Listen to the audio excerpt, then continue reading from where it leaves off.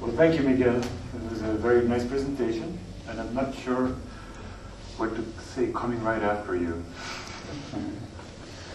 This is the title of a book I just finished. It's actually, first of all, I would like to say it's nice. It is actually pleasant to be back here. I left this institute about 2.5 years ago. So it's been a long time since I've had the pleasure and the honor to be on the stage here. So now is, again, one of those moments. I'm going to be fairly brief and introduce just 3 projects with a whole battery of images. But the 3 projects have something in common. The first project is a book, this book. It's this book. And it's the result of basically six years of work that have recently been completed. And I began this at in Harvard at the GSD in 2000 actually. I was studying urban design there and became increasingly dissatisfied with the way in which urban design was being defined, basically, or being completely not defined, which resulted in its reduction to nice pastel color images with kids and balloons and benches and trees, but actually an absence of a clear project. Whereas it was clear that also at the more foundational moments of urban design, back in the 40s, 50s, and even 60s, there could have been such a project. So I then set out to excavate it and see if it had ever been actually tested, and also if it would make sense to resurrect that historical project. So what this book does is there is actually no contemporary there's no contemporary drawings in it. It's really historical work. But on the other hand, it's not a historical work for its own sake. I'd like to position the brief talk that I do today really as an architect, as a practitioner, or even better, as an urban designer. So although this was an excursion into theory and history, the main question for me was how to establish a practice, whether it's in the US or in Europe, and what could be its purpose, what could it contribute, given the fact that we were in this kind of endless sea of pastel colored images. So the second project makes a jump between the historical project as described here, is the volume work, is a series of interventions in New Jersey, just west of New York. And the third project is a competition entry that we had the second place for a new town center for a small village in Belgium. And they have something in common. Furthermore, I would like to just change, the title of course that you saw was Liberal Monument, but I would like to change, also put a different title just for the occasion of the masterclass and make this particularly relevant to the masterclass. It's called Against Totality, Problems of Scale and Limits to Formalism in Urban Design. This has to do with, amongst others, with the presentation that I saw yesterday by Gabriele Massili, which was a very interesting presentation, and I don't want to comment on it much because he should be here.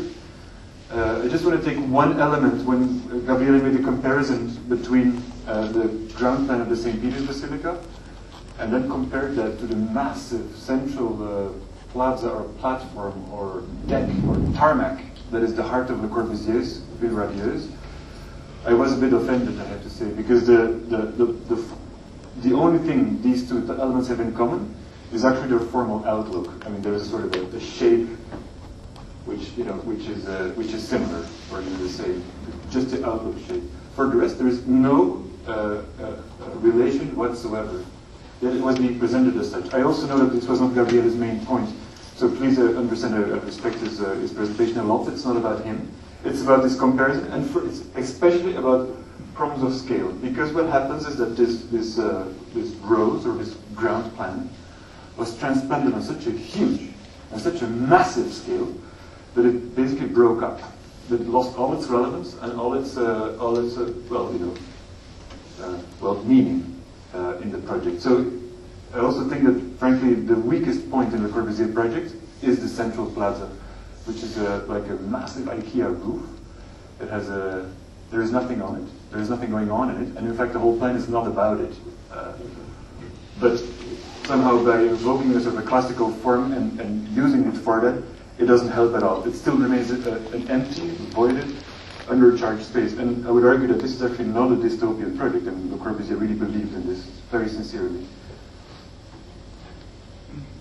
So I will I will go very briefly now, and I promise to be really brief because we're all exhausted and need to go back to work.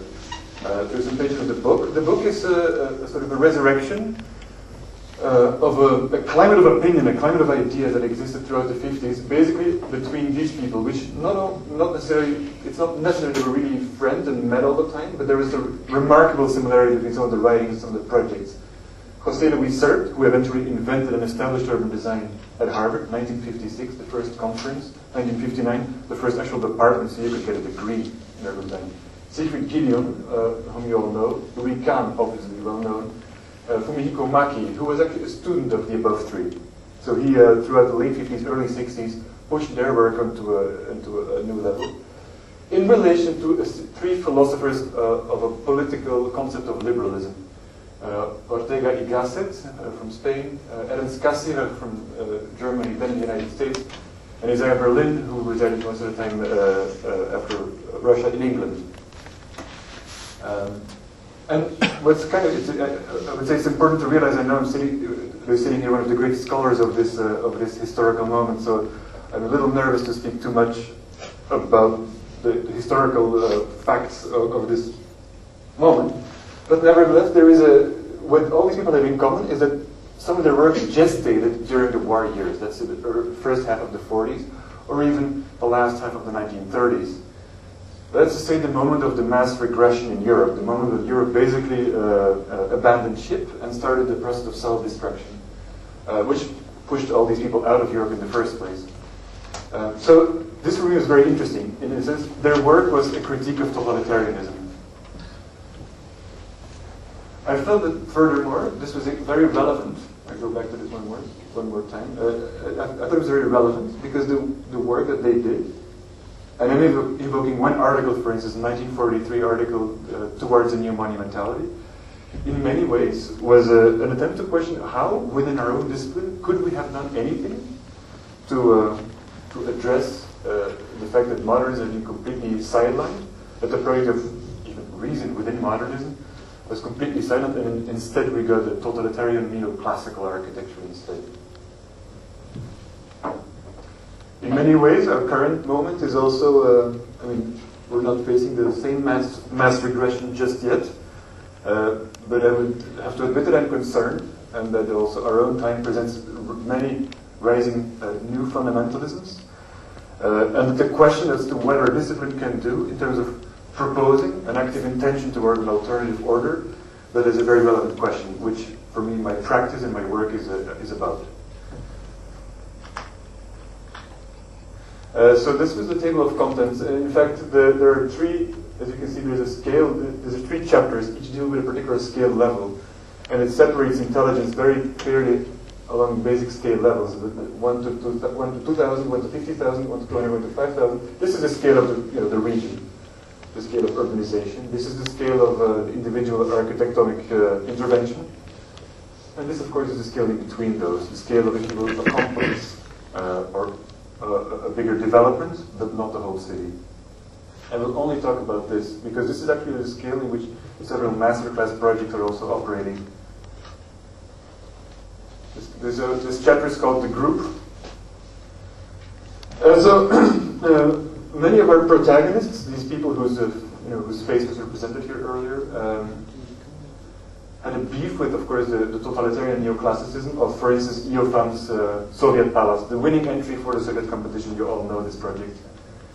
And they set out to kind of build an alternative order, a sort of alternative to this kind of absolute synthesis, this kind of way to architecturalize an entire political ideology, namely Stalinism, in this case, into a single hegemonic gesture. So this is a work by an artist called Giacometti. You all know him, obviously. It's called The Palace at 4 o'clock in the morning. And this is a total conjecture, but we can almost imagine that this is when Stalin is sleeping, the ghosts of this kind of problematic synthesis that he was imposing on the Soviet Union come back to haunt them. The non-solved contradictions, the problem, the fact that the purging and systematic totalitarian behavior was necessary, completely dehumanizing everybody involved in order to establish the synthesis, goes back to haunt them at night